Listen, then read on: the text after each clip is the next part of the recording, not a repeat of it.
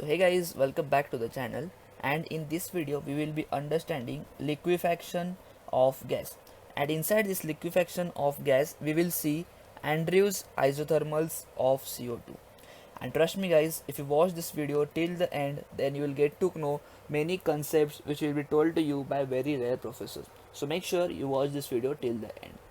Now guys, the prerequisite for this video is that you must be knowing what is Boyle's law. And if you don't know what is Boyle's law, then don't worry guys, I have already made a video on that. You can find a link in the description box below, or you can simply click on this I button over here. Okay, so now ask yourself one question.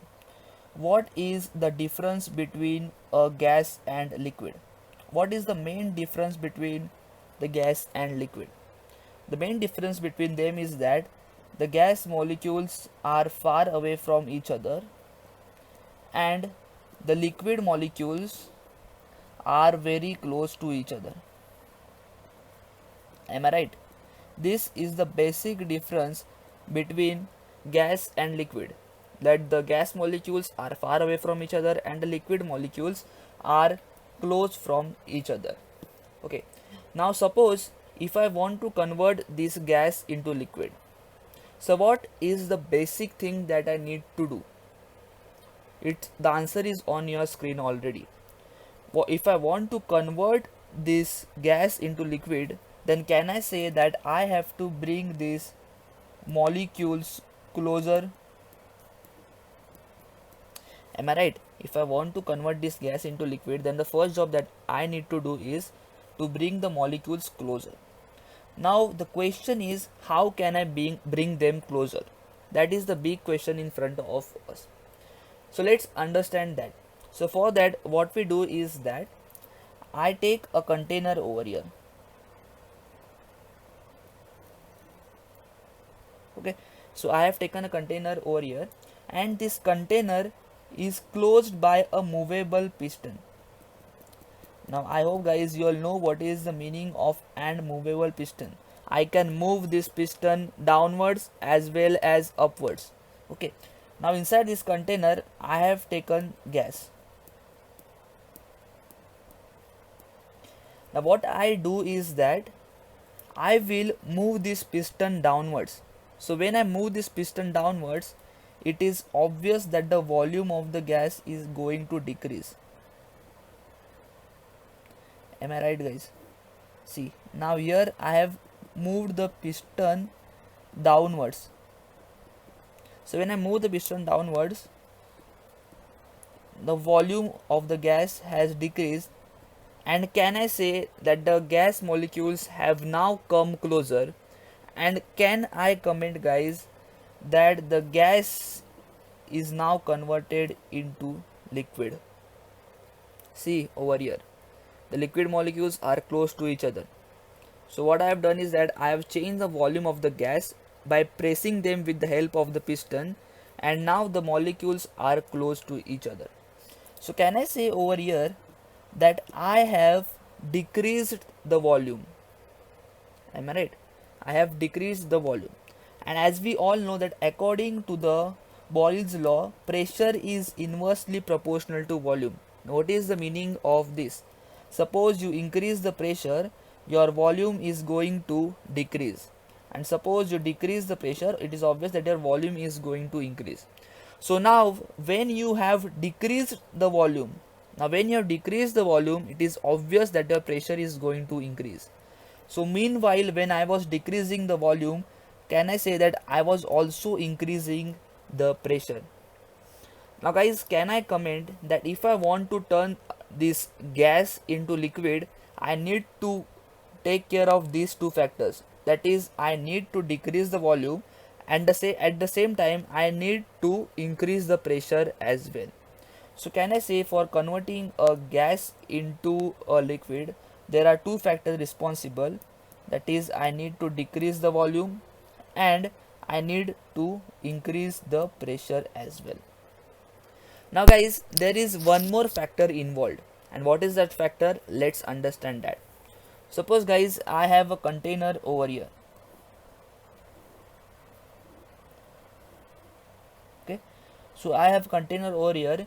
in which I have gas molecules. And as we all know that gas molecules move inside the container with huge velocity. Am I right? They move randomly with great speed. Now what I am going to do here is that I am going to decrease the temperature of these gas molecules. And as we have seen in the earlier video that when we decrease the temperature, then it is obvious that the kinetic energy of the gas molecules is going to decrease. And if the kinetic energy of the gas molecules is going to decrease, can I say that their speed is also going to decrease? Am I right? When you decrease the kinetic energy, they will not be able to move with greater speed. So it is obvious that their speed is also going to decrease. And meanwhile, when the speed is decreased and while they are moving in a slow speed, there is a possibility that there can be forces of attraction between two molecules. See, when the two molecules are moving with slow speed inside this container, and as soon as they collide with slow speed, what is going to happen?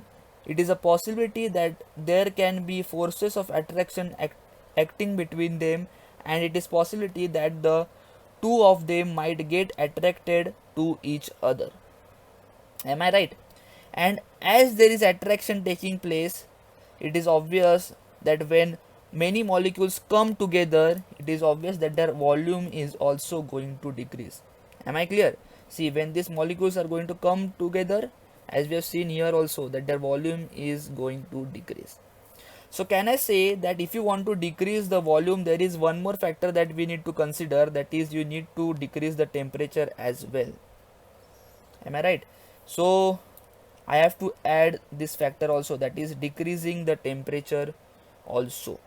So we need to take care of three factors while converting a gas into liquid, that is we have to decrease the volume, we have to increase the pressure, and at the same time you have to decrease the temperature also. Now guys, this process of converting a gas into liquid is known as liquefaction. Sorry, I made a spelling mistake over here. I'm writing here. So what I said, the process of converting a gas into liquid is called as liquefaction. Okay, so I hope till here everything is clear for you guys. Now let's have a quick revision about what we did in the Boyle's law.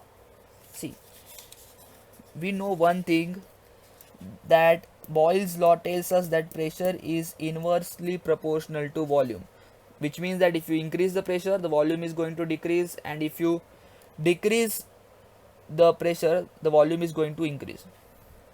Okay, now what I do over here is that we had plotted one graph. That's why I told you all guys that you need to know what is Boyle's law, and if you all don't know, then please do watch my video. I've given the link in the description box below.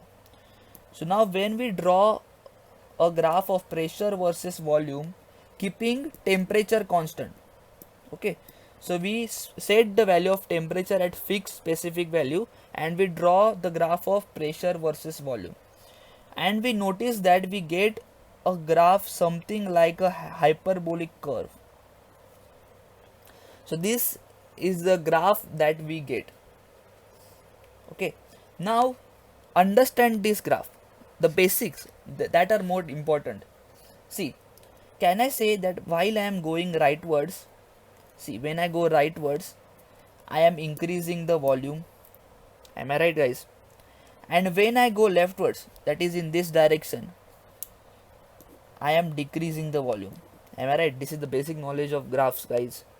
When I go rightwards, I am increasing the volume. When I go leftwards, I am decreasing the volume. Okay. Similarly, guys, when I go upward, can I say that I am increasing the pressure? Okay. So when I am going upward, I am increasing the pressure. That is, when I move in a upward direction in the y-axis, I'm going to increase the pressure. And when I move downwards, can I say that I am decreasing the pressure? This is the basic knowledge that we all know, right? But now what I want you all to look for is that, suppose, let's say I am moving somewhat in a slanting direction.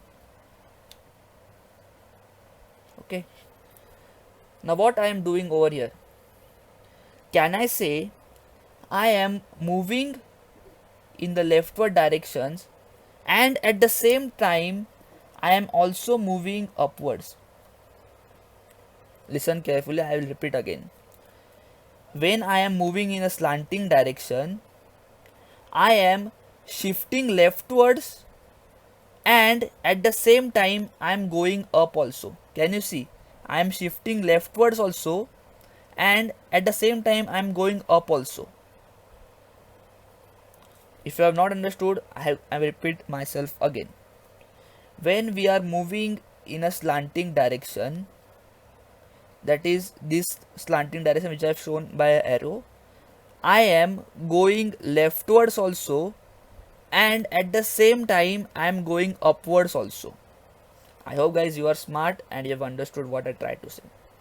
Now since I am going leftwards also and at the same time I am going upwards also, can I say that for leftwards I am decreasing the volume and at the same time when I am going upwards I am increasing the pressure? Am I right guys?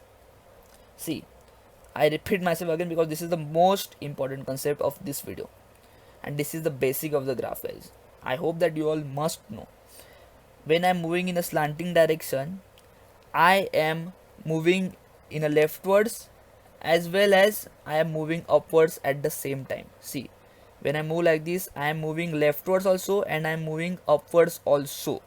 So if I am moving leftwards, I am decreasing the volume, and if I am moving upwards, I am increasing the pressure.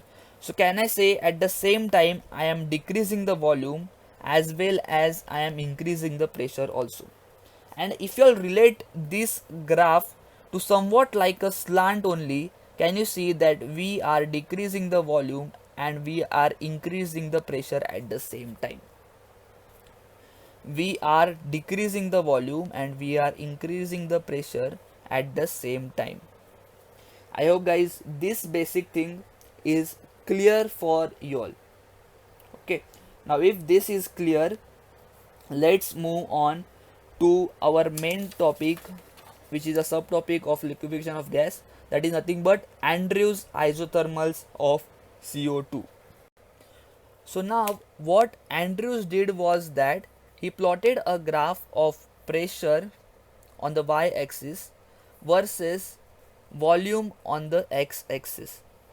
Now guys, the units of pressure is nothing but atmospheres and the unit of volume is nothing but cc, which is nothing but cubic centimeter. And what he did was that inside a container he took carbon dioxide gas. Okay, so he has taken a carbon dioxide gas inside the container and he has fixed the temperature at 48.1 degrees Celsius. So now your temperature is constant and fixed at 48.1 degrees Celsius and it is not going to change. Okay, now further on what he did was that he plotted a graph of pressure versus volume, and as we all know that when we plot a graph of pressure versus volume, we get a hyperbolic curve like this. Am I right? So this was the hyperbolic curve that he got at 48.1 degrees Celsius. But throughout this hyperbolic curve, while he was decreasing the volume and he was increasing the pressure, he noticed one thing, that there was no liquefaction of gas taking place. And since there was no liquefaction of gas taking place, he decided to decrease the temperature. As we know that when you decrease the temperature, there is a possibility that liquefaction of gas can take place. So he decided to decrease the temperature. Now he sets the temperature at 35.5 degrees Celsius. Okay, so he has now set the temperature at 35.5 degrees Celsius. And what he observed was that a graph, he observed a graph over here which is not following the parabolic curve. This graph has deviated from the parabolic curve. Now why is this happened? Because the gas which he has taken is a real gas and it is not going to follow the ideal gas parabolic curve. Now if you want to know what is an real gas and why there is a deflection over here, I've already made a video on deviation from ideal gas behavior. You can find the link in the description box below, or you can simply click on this I button link over here. Okay, so at 35.5 degrees Celsius, when he plotted the graph of pressure versus volume, he got a curve something like this. But throughout this curve, when he was decreasing the volume and increasing the pressure at the same time, there was no liquefaction of gas taking place. So what he decided, he said that let's decrease the temperature from 35.5 degrees Celsius. And now he has set the temperature to 32.5 degrees Celsius. So setting the temperature at 32.5 degrees Celsius, he plotted one more graph of pressure, of volume versus pressure, in which he noticed that as he was decreasing the volume and increasing the pressure, the graph deviated more from the ideal gas. So can you see that as soon as he has increased the temperature from 35 to 32.5, the graph has more deflected from this ideal gas expected curve. This is the expected curve, but we are getting the deflected curves. As we decrease the temperature more, we are going to get more deflected curves. Okay, now still throughout this change of volume and pressure, there was no liquefaction of gas taking place. So now what he did was that he said let's decrease the temperature more. Okay, so he decided let's decrease the temperature now.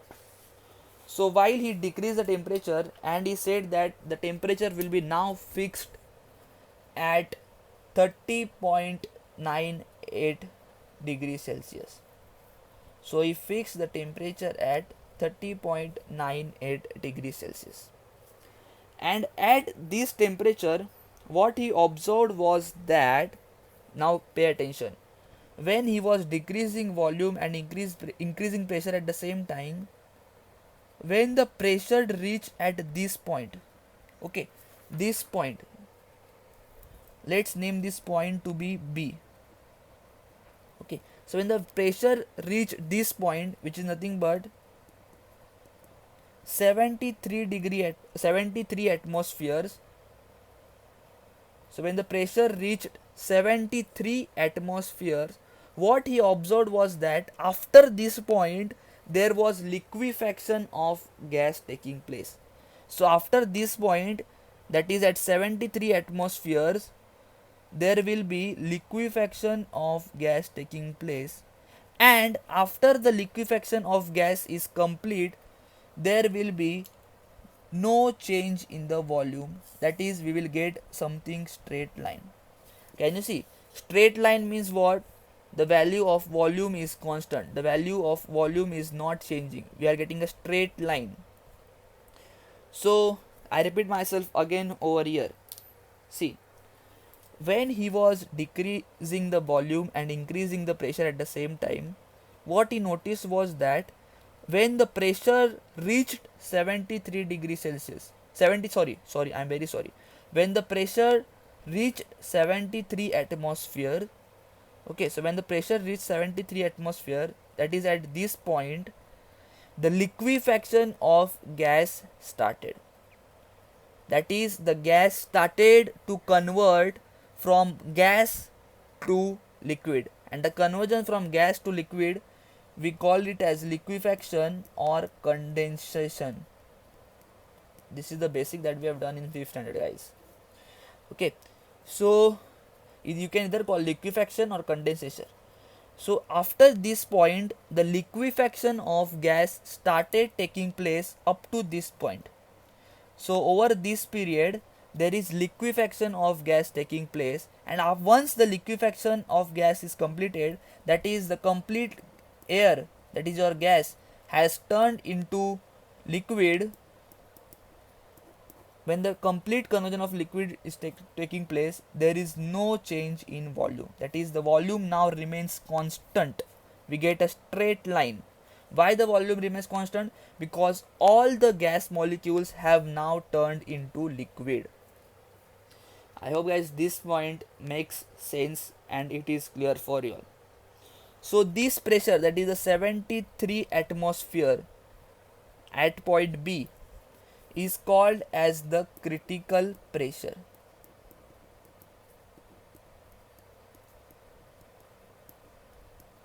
So it is called as the critical pressure, which is nothing but 73 atmospheres. Am I right? And the temperature, what is the temperature for this pink curve? It is nothing but 30.98 degrees Celsius, and this temperature is called as the critical temperature. Okay, and guys, if you observe over here, at this point where the liquefaction started,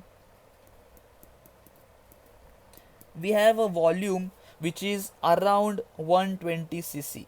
This volume, this corresponding volume to point B, is called as the critical volume.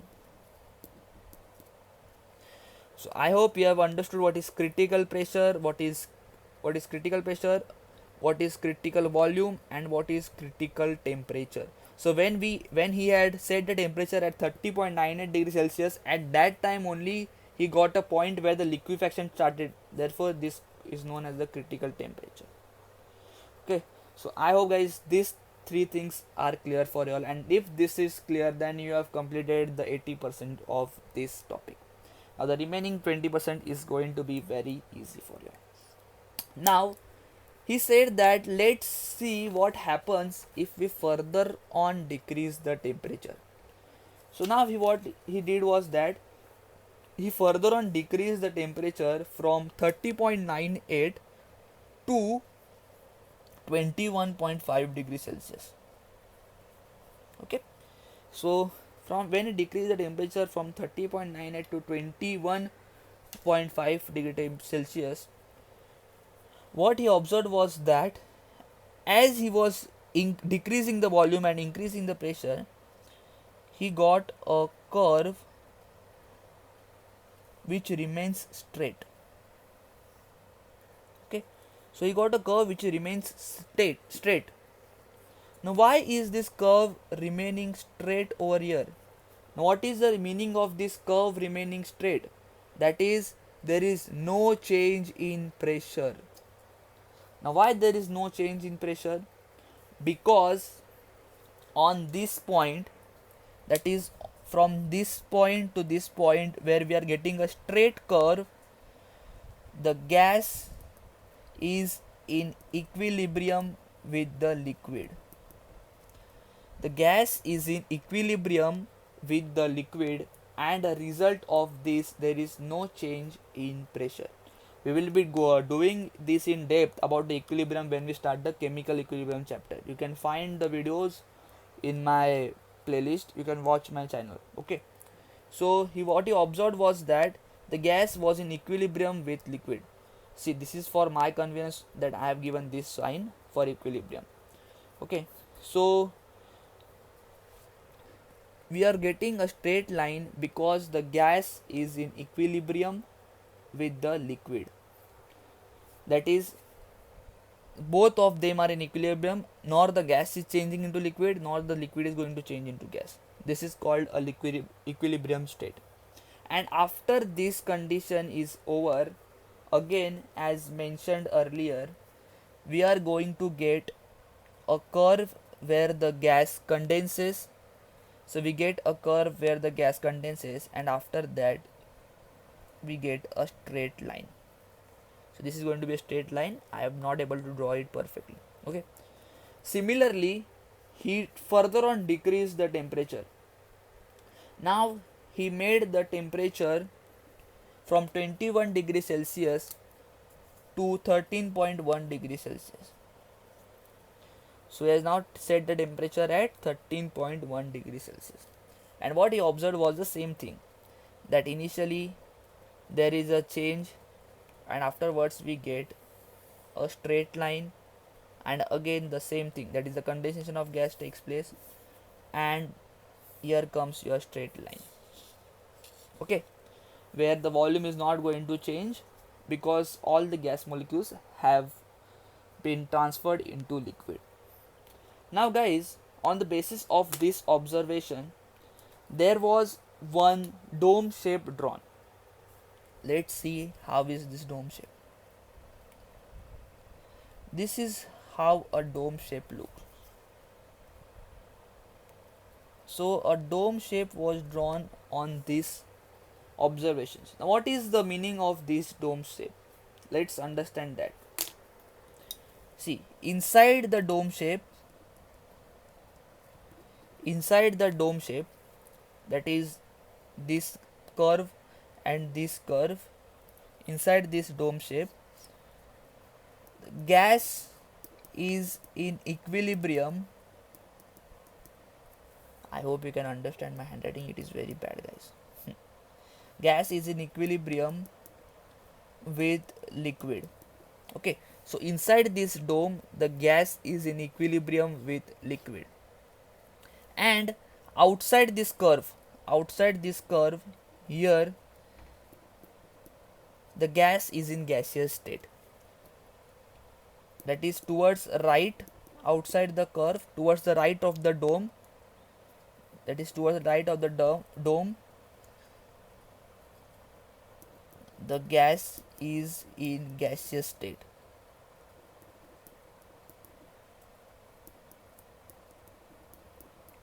And on the left of this dome, over here, can you observe the gas is being liquefied? Liquefaction has taken place. Okay, so I hope guys you have understood this video. Now one technical term you must know over here, that why was this graph named as the Andrews isothermals of CO2. See, this graph was named as Andrews isothermal of CO2. Okay, so you have understood that CO2 is because we have taken CO2 gas. But what is this isothermal? This isothermal is nothing but a curve that we get at constant temperature. So a curve that we get at constant temperature is called as a isothermal. Like here we have got many curves keeping the temperature at 48.1 degrees Celsius constant. We have kept the temperature constant, we got this curve. When we kept the temperature constant at 35.5 degrees Celsius, we got another curve. Like on changing the temperature and keeping them constant, we got so many curves. These curves that I have shown with different colors are called as your isothermals. Mind you guys, this is a dome. This curve we don't have to consider this dome curve. Why? Because this dome curve is drawn by Andrew. He drew this curve for these conclusions. Like in experiments, we have to show the conclusions to the teachers, right? So to show these conclusions, we have drawn this curve. We don't get this curve in real. This is the curve drawn by Andrews. Okay, so all these curves that you can see, red, green, blue, pink, light green and orange, all these curves are nothing but your isothermals. So these are called as isotherms. Okay, so guys, I hope you have liked this video, and if you have liked this video, then please do subscribe to my channel, and don't forget to check out my channel where I have uploaded chemistry and physics videos. They might be helpful for you guys. Thank you for watching this video.